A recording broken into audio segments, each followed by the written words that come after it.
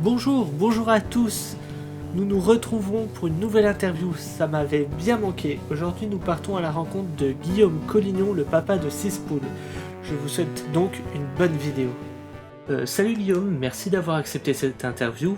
Peux-tu te présenter?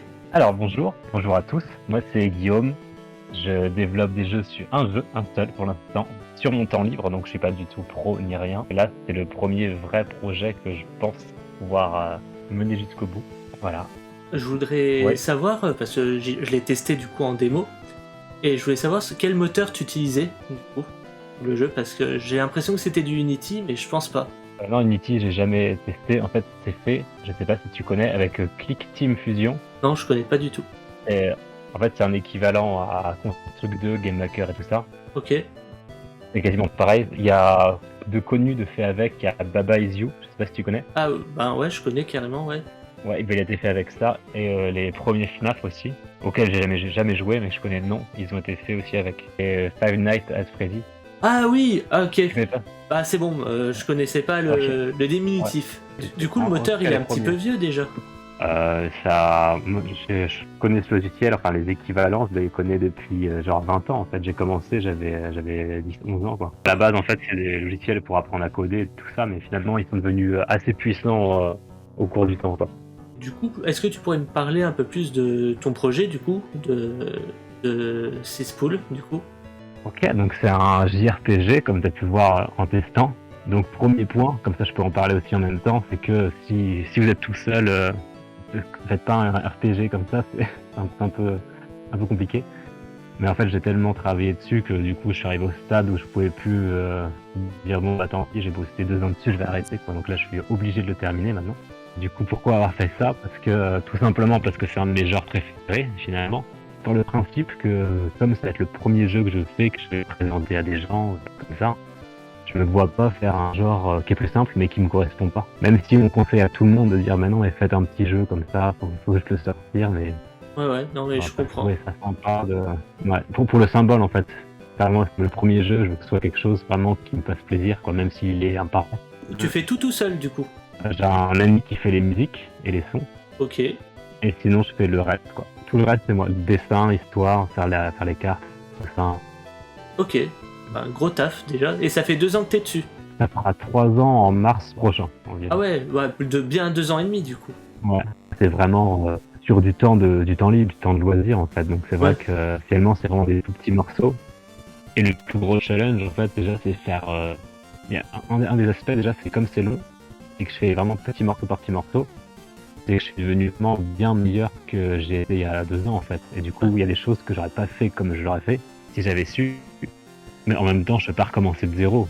Ouais, je Bon, comprends. voilà, non, comment j'ai codé ça, c'est pas terrible, mais en même temps, il y a des choses, c'est un peu comme si je bricolais au fur et à mesure un gros truc, je peux pas tout casser. Enfin, je pourrais le faire, mais ça me prend pas un temps fou, quoi. Et surtout, ta démo, j'ai trouvé vachement généreuse. Honnêtement, il y a quoi? Il y a 1 heure de jeu? 1 heure et demie? En fait, c'est tout le RPG qui fait comme ça. Je veux pas faire quelque chose de remplissage, parce que je suis devenu un petit peu allergique à ce genre de jeu. Bah, comme maintenant je suis papa, j'ai un boulot et tout. Des fois, je vois des triple A et juste en regardant du coin de l'œil, je sais ce que ça va être, que ça va être du remplissage, de la randonnée et tout ça. Donc, je suis genre, bah non, j'ai pas envie de. Les mondes ouverts un peu classiques en fait, où tu sais que ça va être du récolte-à-ton. En fait, tu vas juste aller chercher des tours et des trucs à récolter.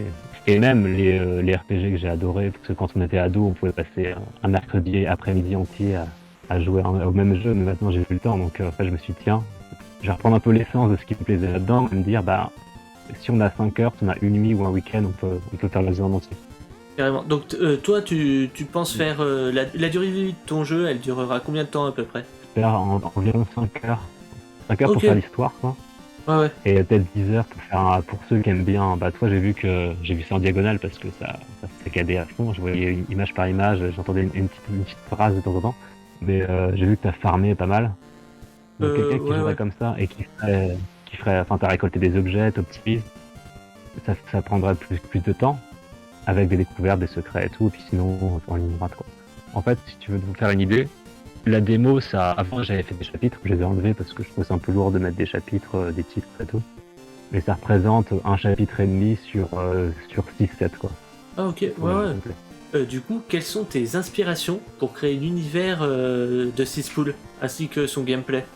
Où t'es à piocher dans quelle référence à peu près? Par exemple, graphiquement, et ça je l'ai entendu quand t'as streamé, t'as parlé de Pokémon. Ah mais carrément, ça se voit qu'il y a... Moi, il y a des assets, ça m'a trop fait penser aux 2-3 premières générations. C'est totalement, en fait, c'est les Pokémon sur Game Boy, j'ai voulu faire vraiment la même perspective avec les mêmes falaises et tout ça. Au niveau des animations et tout ça, c'est le même nombre de frames et tout ça. Et au niveau graphique, en fait, le but, je sais pas si ça se voit peut-être pas forcément, mais il y a que 16 couleurs, enfin, je me suis limité là-dessus parce que sinon, on s'en fout à choisir pour rien et tout ça. Et du coup, comme je suis tout seul et que j'ai très peu de temps, je me mets des contraintes. Je me dis, tiens, un perso, il est animé en 4 frames, en combat, ils ont que 12 images différentes, les personnages, etc. Sinon, je prendrai un temps monstrueux. Et du coup, t'as des bases quand même en dessin, parce que j'ai trouvé que, par exemple, tout ce qui est décor et le level design et tout, il est vachement stylé, quoi. Autodidacte, mais j'ai toujours été bon en dessin, ouais. sur papier et tout ça, depuis que je suis enfant, ado et tout, quoi. Donc. Et du coup, en fait, toutes les contraintes que je me suis imposées et les choix que j'ai faits, j'étais assez content parce que ça se regroupait. Par exemple, je dis, tiens, je voulais qu'il y ait un côté pastel parce que c'est un monde post-apo et du coup ça colle assez bien. Et justement aussi en parlant du post-apo, pour pas faire un truc trop lourd parce que écrire des cinématiques déjà pour le joueur c'est chiant. Du coup je me dis que quelqu'un qui me connaît pas, j'ai pas de prétention d'être bon en écriture, il a peut-être pas envie de lire 10 heures de mal écrit, donc je me suis dit comme c'est du post-apo, j'ai passé plutôt par la narration environnementale en fait. Si on est attentif et qu'on regarde un petit peu les décors, on va se dire tiens il s'est passé ça.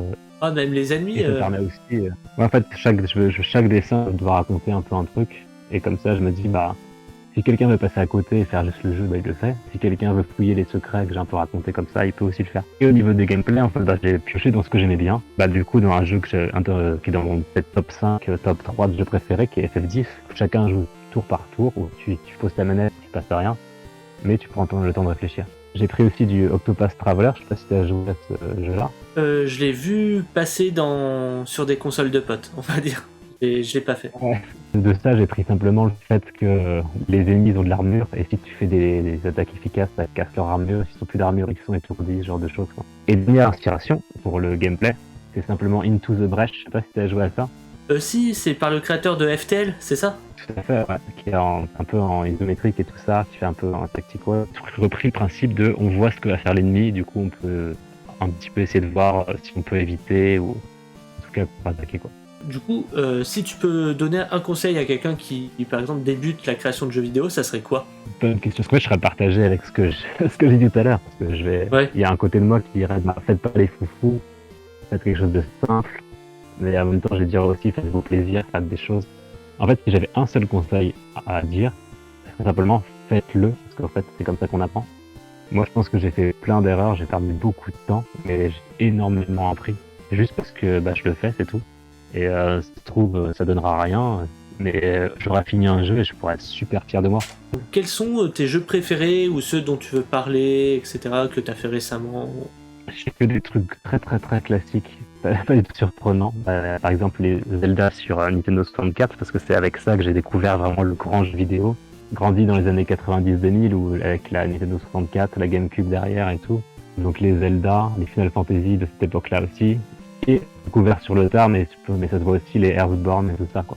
Et aussi, qui a un peu différent de ça, mais qui m'a énormément marqué, et je pense que un peu dans les mécaniques, dans le gameplay, dans le choix des codes de couleurs, il y a aussi Warcraft 3, qui m'a énormément marqué quand j'étais ado. Je te laisse le mot de la fin, du coup, si tu veux parler de quoi que ce soit, ou parler de quelque chose, vas-y, fais-toi plaisir. Si tu veux, je peux parler un petit peu du financement participatif. Ah, vas-y, hein. Donc là, je fais un Kickstarter actuellement. C'est un petit peu histoire de prendre la température, en fait. Je me suis calqué un peu sur ce qui pouvait se faire en fonction de la qualité que je propose, quoi. Ça permet aussi de voir s'il peut y avoir de l'intérêt au niveau anglophone. Bon, parfait. En tout cas, merci pour l'interview, hein. C'était cool.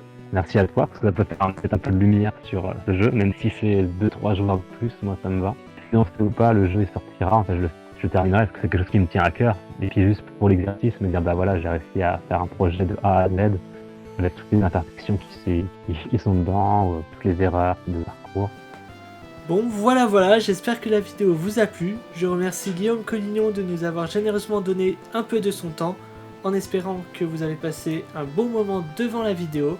Et la bisette!